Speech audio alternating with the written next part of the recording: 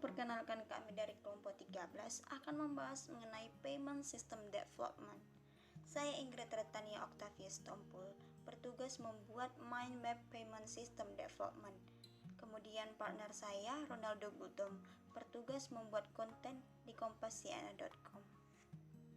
Berikut Mind Map Payment System Development. Payment System Development, sistem perkembangan pembayaran. Jadi pembayaran itu awalnya dilakukan dengan barter.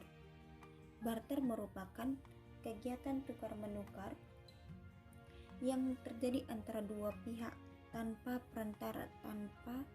perantara uang.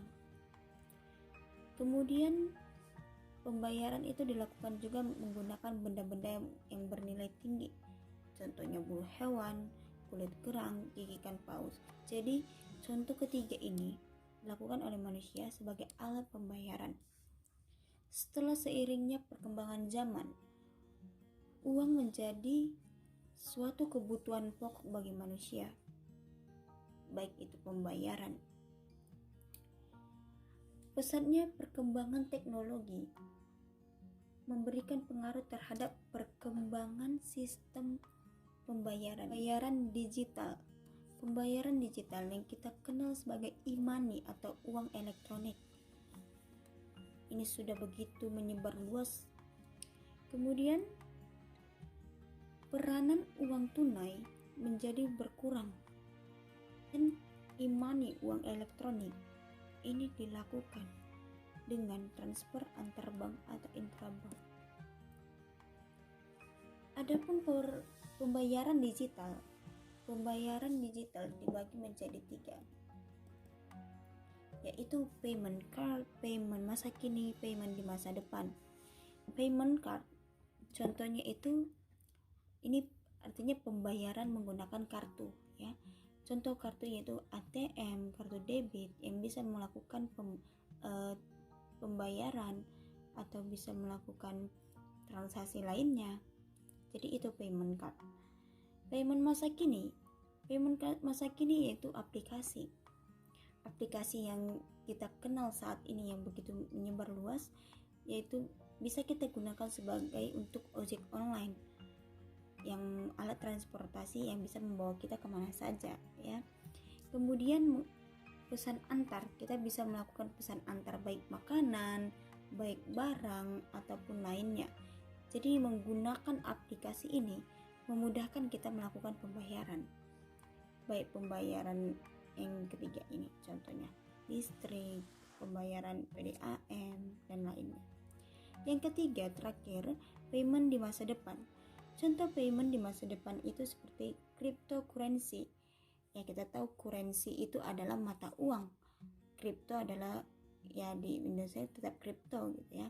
Dan berarti mata uang kripto. Mata uang kripto itu adalah aset digital yang dirancang untuk bekerja sebagai media pertukaran yang menggunakan kriptografi yang kuat untuk mengamankan transaksi keuangan, mengontrol proses pembuatan unit tambahan, dan memverifikasi transfer aset. Jadi itu kegunaan cryptocurrency. Tetapi cryptocurrency ini belum begitu dikenal oleh orang-orang banyak gitu. Jadi cryptocurrency ini akan menjadi payment di masa depan kita. Kemudian manfaat dari pembayaran digital itu adalah satu, efektif dan efisien waktu. Jadi tidak membuang banyak waktu. Kita tidak perlu repot-repot pergi ke suatu tempat untuk melakukan pembayaran. Kita bisa melakukan aplikasi melalui smartphone kita atau digital lainnya. Kemudian pengendali biaya. Jadi menggunakan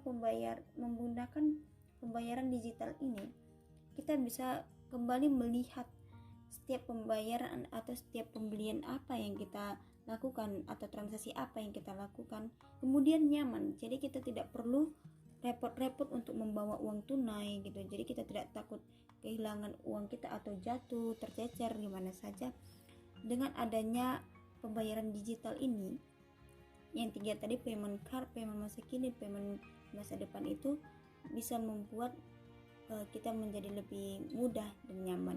meningkatkan customer loyalty. Ini sangat berguna bagi mereka yang pembisnis. Jadi bisnis online itu sekarang kan lagi marak-maraknya nih, jadi pembayaran online. Mereka orang-orang lebih nyaman atau pelanggan lebih nyaman atau efektif dan efisien waktu. Jadi itu sangat berguna bagi pembisnis untuk melakukan bisnis mereka, untuk meningkatkan omset mereka.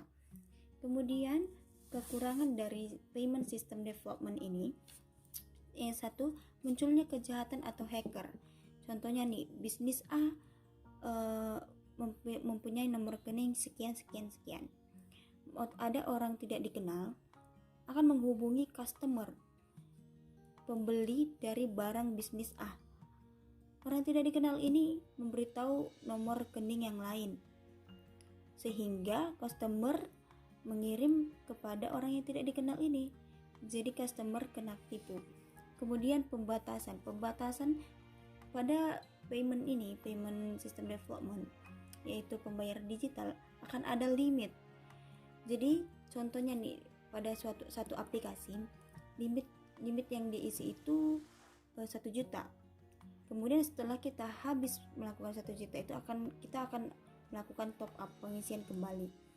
Kemudian yang terakhir, mengakses media internet. Tidak semua orang dapat mengakses media internet, sehingga orang tidak menggunakan pembayaran digital. Contohnya nih, orang tua kan ada nih yang tidak mengerti menggunakan media internet, jadi mereka tidak akan menggunakan pembayaran digital. Sekian penjelasan dari kami, terima kasih, semoga bermanfaat.